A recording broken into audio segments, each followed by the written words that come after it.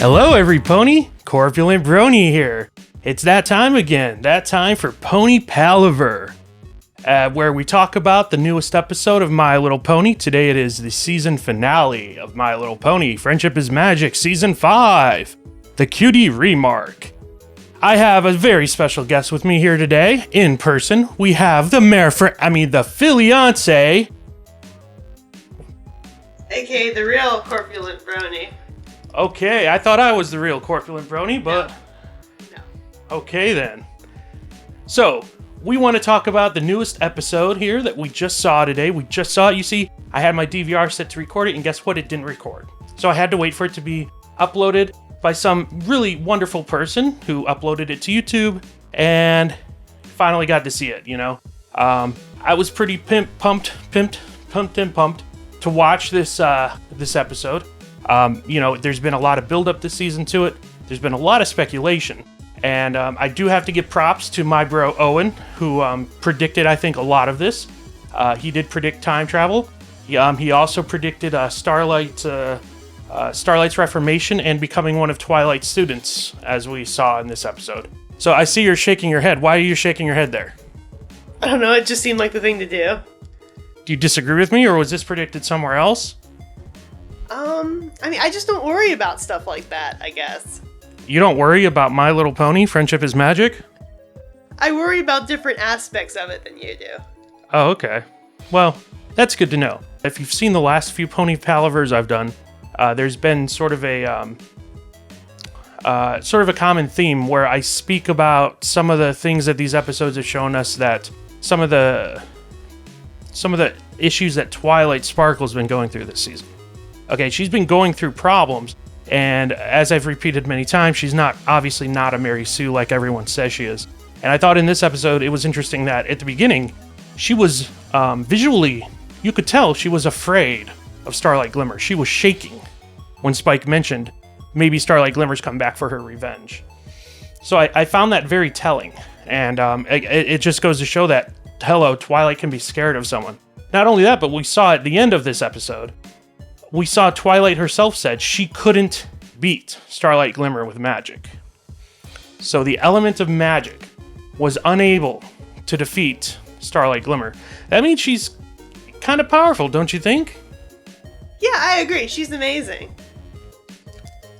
Starlight is amazing, just so you know. Well, yeah, not as good as maybe Twilight Sparkle, but... Well, I mean, one could say that they're evenly matched. Maybe.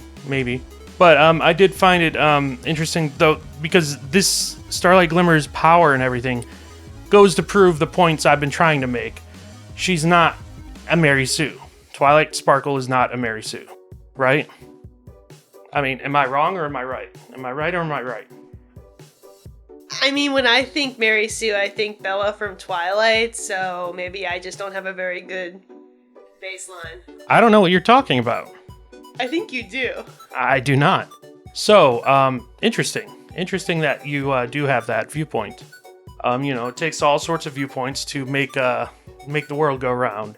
I think... That implies that there's something wrong with my viewpoint. I think you're inferring that. Yeah, you can infer a lot from your dismissive tone. Okay, then. This episode, yeah, we got to see a lot of cool villains come back to life. We saw the return of Sombra. Yay! Yay! I was so happy. I'm sure also Brony Buck was pretty happy. That's his favorite pony. He's really cute and he has fangs. That's Sombra, right? Yeah. Yeah. I don't know who this other person is, so yeah. Maybe they have fangs too, I don't know. And then I also we saw the return of what was it, like Nightmare Moon. We saw... She's also cute with fangs. Yeah, we saw who was the other villain? Oh yeah. Legs, who also has fangs, and Sakura, who doesn't have fangs but is still really cute because I like her nose and I really liked her and Cheese Legs together at last. It was just so nice to see them getting along, sort of. Yes, Chrysalis came back with her changeling horde. It was pretty cool. Even Discord got a short little mention, and Flim and Flam, right? We got to see what would have happened if each of them had their way with Equestria and Ponyville. And it was pretty nasty, without Twilight Sparkle there to stop these horrible people, what would happen? Twilight didn't do it alone.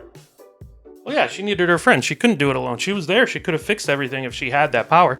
But she's not a Mary Sue. She's not all-powerful. My point's been proven. Okay. Okay, then. So I didn't have any personal stories to share myself, like, about this episode. It didn't really remind me of anything, but I know the Marefriend, The real Corpulent Brony. yeah, the real Corpulent Brony. Didn't you have a story that you wanted to share with us? Just a short one that has to do with your personal life or something? Indeed, you said these stories are popular, so I thought I would share one. Yeah, they sure are popular, or somewhat. I mean, I'm not popular, so, if you can say 5 people is popular, I think that's good. Okay, so I think that we can all agree that small choices can have big effects in the future. But is friendship really so important? One main theme of the episode was Princess Pool Twilight Sparkle, wondering how a few random friendships can be so critical to the future. Princess Pool? Yes, that's what I said. There you go. Okay, the real Corpulent Brony has spoken. Princess Pool. No, it's Princess Twilight Sparkle. She doesn't have a princess nose. Well, I can tell you from my own experience that friendships can be critical to the future. When I was a senior in high school, I had the agonizing choice of choosing my dream college from my childhood or the one with a better program for my major that made more sense for me. I ended up choosing the latter, Florida State University in Tallahassee. I still remember my first day there, not knowing a soul. Feeling a bit Fluttershy, I forced myself to go out that evening and every evening to introduce myself around the dorm. I actually scheduled my friend-making time, just like I scheduled my homework, because I didn't need Princess Celestia to tell me that college friendships were underrated and treated haphazardly because of it. I'm sure this scheduling doesn't remind anyone of a certain book course at all.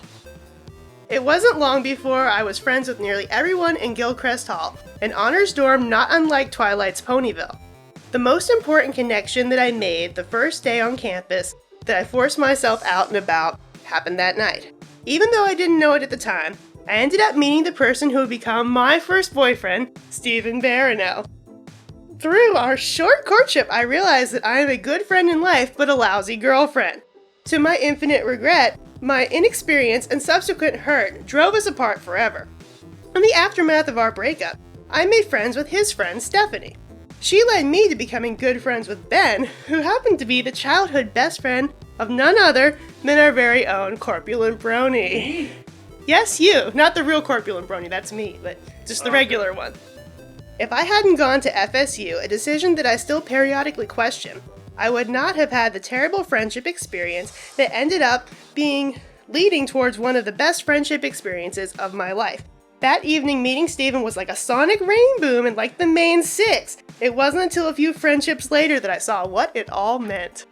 Well, that's a beautiful story, and I thank you for sharing it. It wasn't the one I thought you would tell, so... Which one would you think I was gonna tell? I don't know. Maybe the Coolio one. Maybe someday you can tell everyone the Coolio... By the way, you did say girlfriend and not Marefriend. But at this time, it was like a human story. Oh, okay. So... I'm sorry if I ruined the video. No, you didn't ruin anything. That's wonderful. Thank you very much for your touching story. Yes, for your touching story there. I do appreciate it. That was a good turn of events, and it ties into the episode. It does in many ways. Just like it, but it happened in real life. Yeah, it does. Which episode do you think the Coolio story could tie into?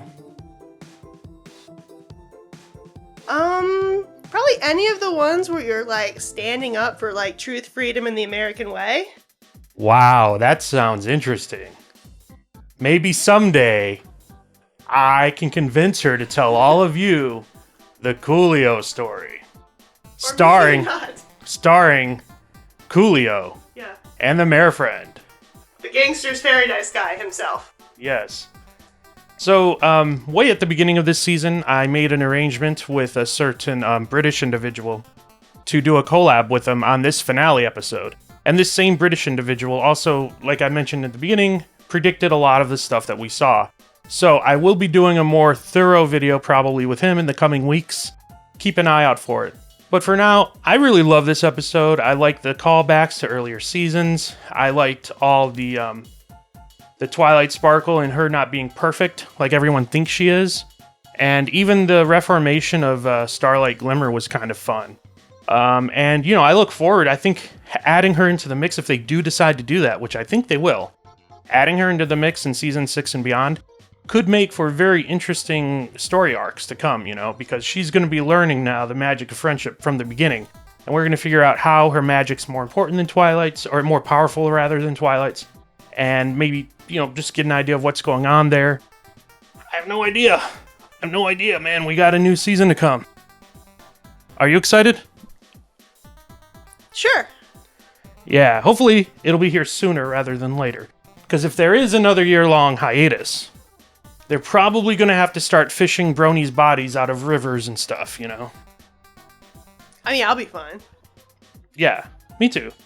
Sure. I mean, as long as they have toys to buy, everything's fine. Well, it's Hasbro. I mean, they're never going to let the toys not be there. I mean, like, cool toys. Cool ones, not, like, lame ones. You mean cool toys like this one? That's not a Hasbro product. I mean, neither is this Butte, of course.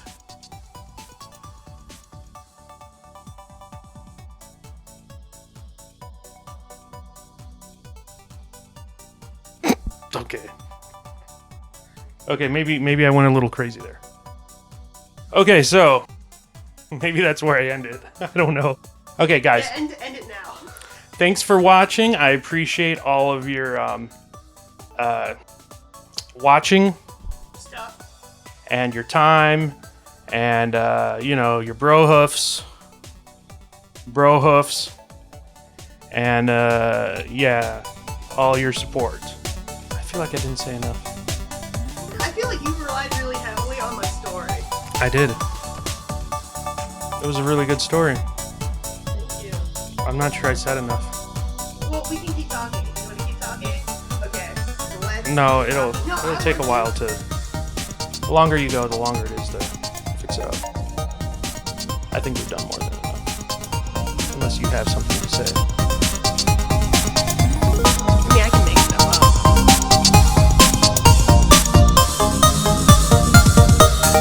And remember to always spay and neuter your pets.